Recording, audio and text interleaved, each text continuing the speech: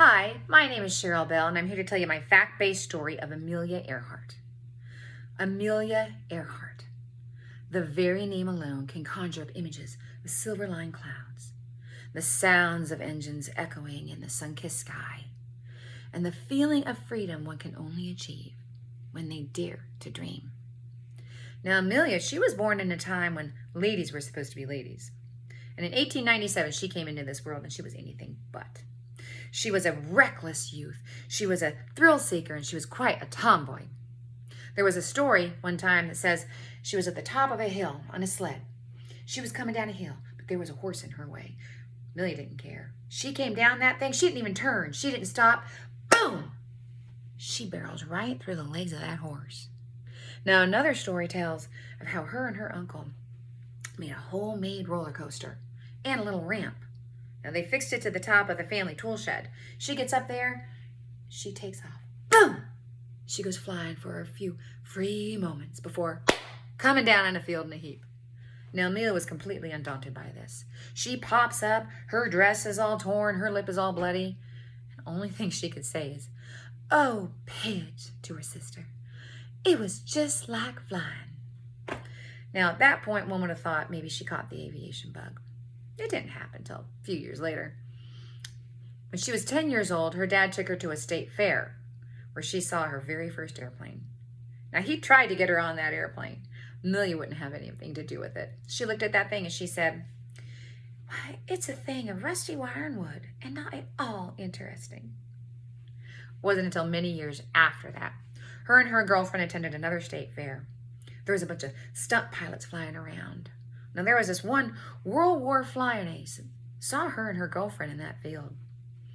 Now, I'm sure he got an idea. He pitched the nose of his aircraft down at him, and he's heading for him, trying to scare him, of course. Now, Amelia's friend, she gets scared and she runs off. Not Amelia. She stood her ground, and she waited until that airplane came closer and closer and closer, and it just flew right by her. Now, later on, she tells a story of, "I didn't understand it at the time, but I believe that little red airplane said something to me as it swished by."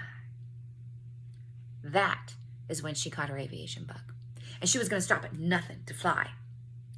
So she worked really hard, saving all of her money. She borrowed some money from her family, too. $1,000. She took flight lessons. She was 21 years old when this happened. Now, she was trained by a female flight instructor named Nita Snook. Now, it was about 6 months after this. She gets enough money saved up. She buys her very first airplane. It was a yellow Kenner Airster, which she called the Canary. Shortly thereafter, that same year, she set her very first woman's altitude record of 14,000 feet. But times were tough back then. The 1920s came in, and with it, the Depression. She had to sell her beloved Canary just to get enough money to make it through. For several years, she worked other jobs, doing teaching. She was a social worker. She was even a truck driver. Now, during this time, she never lost her passion for flying. Now, one pivotal moment happened in her life. About 1922, she gets a phone call asking if she wants to be the very first woman to cross the Atlantic. Oh, of course, Leah jumped at the chance. But the catch was, she was only going to be a passenger. Didn't bother Leah. She, of course, would have loved to have flown, but she was happy to be there. So they take off. They fly successfully. They land in Southampton, England, to a tumultuous crowd. She gets off the airplane. Everybody's hailing Amelia. She was an instant sensation. Though some recounts later talking about how she was almost embarrassed by the moment because she said, "Stoltz did all the flying. I was just a passenger, like a sack of potatoes." Now, when she came back to America, they were greeted by all, claiming she was the queen of the air.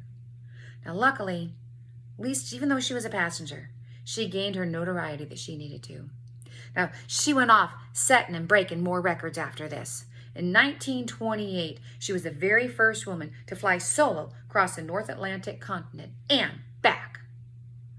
Now, she had a publisher named George Putnam, madly in love with her.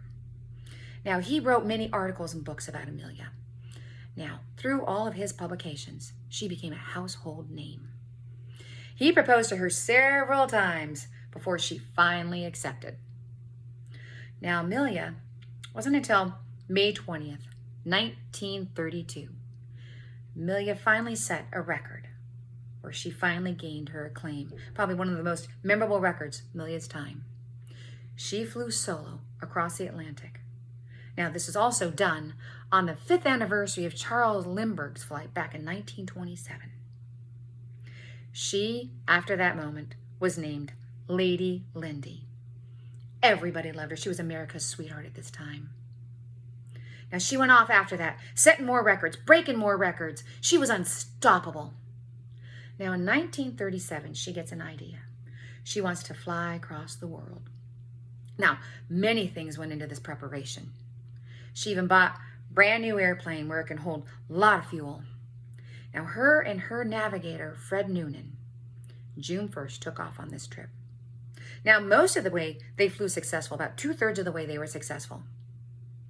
But it wasn't until the morning, July 2nd, where they take off from Papua New Guinea to Howland Island. They were never seen again.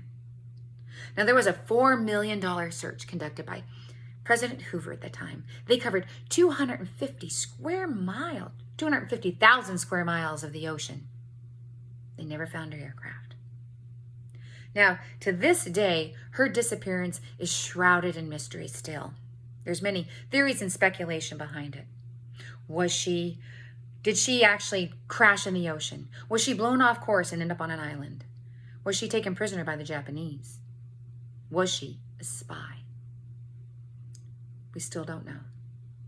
But what we do know is Amelia Earhart is a flying legend to this day. And to this day, she stands as a testimony for the freedom of the spirit. She will live on in our memories forever.